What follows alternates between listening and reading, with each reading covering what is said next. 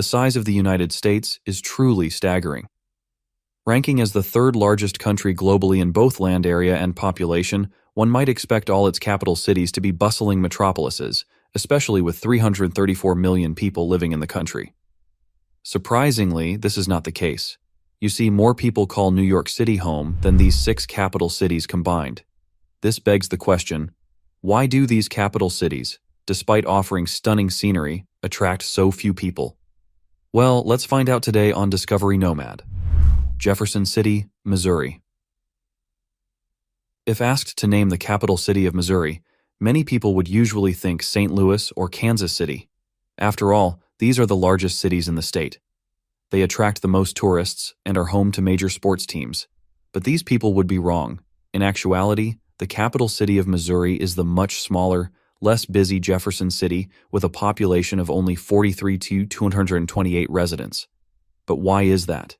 You see, Jefferson City possesses a unique historical background that has contributed to its relatively small population. Founded in 1821, Missouri entered the Union as a slave state under the Missouri Compromise. The state started with St. Charles as its temporary capital, but as things moved west, they wanted a more central spot and landed on a trading post in the Missouri wilderness. They first called it Missouriopolis, but later changed it to Jefferson, in honor of Thomas Jefferson. Then in 1825, Jefferson City became official and started hosting the Missouri legislature, becoming the political and admin center of the state. However, prioritizing politics over economics resulted in slow population growth for the city, as people tended to be drawn more to places with abundant business opportunities and economic prosperity. Another reason for its modest population would be its limited connection to major interstates. Cities with a direct line to big transportation networks usually experience more growth. For example, Los Angeles, California, which is one of the largest cities in the U.S., is served by several major interstates. While Manchester is New Hampshire's largest city by population, with roughly 115,000 residents, its state capital, Concord, seems more like a little town in comparison, with only about 44,000 people. This means that out of New Hampshire's population of 1.4 million people, only about 3% have made the capital their home. But why so? Well, there are several reasons for this. For starters, New Hampshire has a limited number of industries, especially when compared to some of its neighboring states. So there's kind of a limit to how much the city can grow. Additionally, New Hampshire is pretty rural.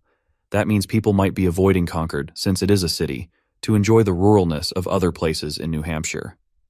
Lastly, the slower growth in Concord can be attributed to its location, situated an hour away from the nearest major port. In contrast to cities such as New York City or Boston, which developed along the coast for trade-related reasons, Concord's distance from the port has contributed to its slow development.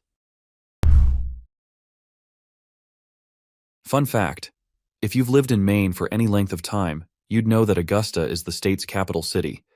You may also know that the city is situated on the Kennebec River.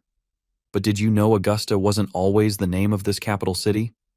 In September 1607, when European settlers first came to the area, they named it Cushnock, which is the Native American word for head of the tide.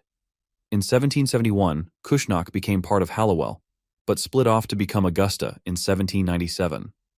Augusta was named after the daughter of Henry Dearborn, a statesman and Revolutionary War general who was with Benedict Arnold during his attack on Quebec. In the last decade, Augusta experienced a significant decline in population. Fortunately, the past few years have seen an increase, bringing the current population to about 18,635 residents. Living here offers a suburban feel, which can be appealing for families seeking more space than larger, densely packed cities, providing an environment conducive to raising children.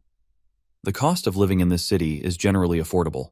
You could find a decent home for roughly $166,000. With a job paying $50–70K, you can live comfortably. While you may not be able to save a significant amount, you can still take care of yourself.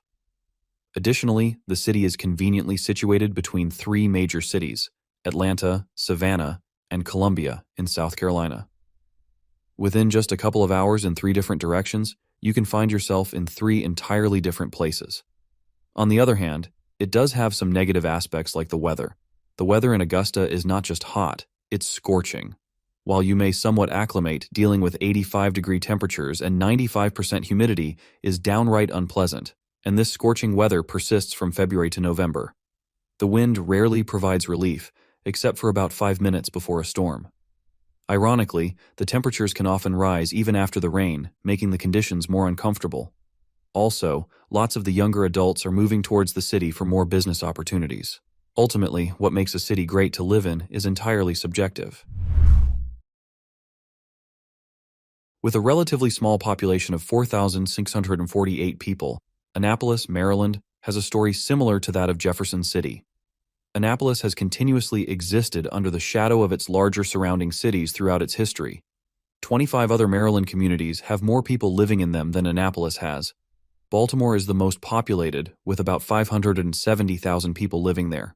Furthermore, Washington, D.C., which has a population of more than 72,000, is not only a city, but also the capital of the country.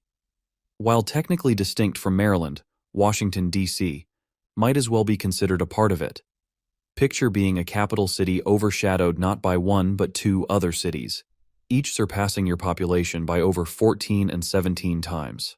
Annapolis faces an even harsher reality, as it once held the status of not just Maryland's capital, but also the capital of the colonial U.S. With the relocation of the capital to Washington, D.C., Annapolis may have potentially faded from relevance.